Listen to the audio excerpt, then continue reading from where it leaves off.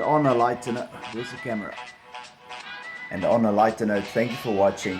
Let me know down in the comments who would have liked a sword like this for their cosplay or their motor collection at home. And be sure to check out the Thundercats video with the Sword of Omens that I also made. And like, share, subscribe if you want to. Otherwise, I'll see you in the next one.